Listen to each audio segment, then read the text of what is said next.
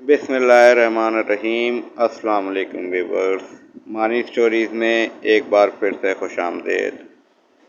हरकल बादशाह खास मट्टी से बनी सुराही से ठंडा पानी लेकर पीता था तो दुनिया उसकी इस आसाइश पर हसरत किया करती थी।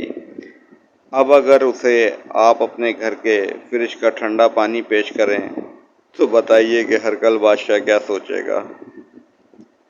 अगर कारून को बता दिया जाए कि आपकी जेब में रखा एटीएम कार्ड इसके ख़जानों की इन भारी भरकम चाबियों से ज़्यादा बेहतर है जिन्हें इस वक्त के ताकतवर तरीन इंसान भी उठाने से आजिज़ थे, तो कारून के घुमंड पर क्या गुजरेगी। और अगर किसरा को बता दिया जाए कि आपके घर की बैठक में रखा सोफ़ा इसके तख्त से कहीं ज़्यादा आरामदा है तो इसके दिल पर क्या गुजरेगी।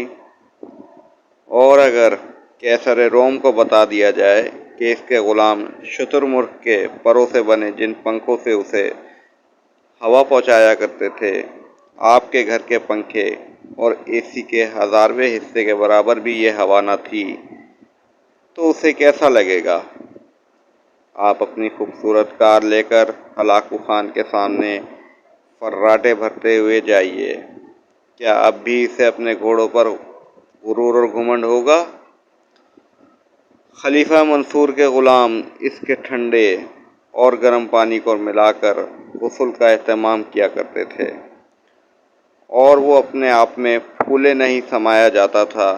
कैसा लगेगा उसे अगर वो आपके घर के नलके से गीज़र का गर्म पानी इस्तेमाल कर ले तो। जनाब, आप बादशाहों जैसी राहत में नहीं रह रहे, बल्कि सच तो यह है कि बादशाह आप जैसी राहत का सोच भी नहीं सकते थे।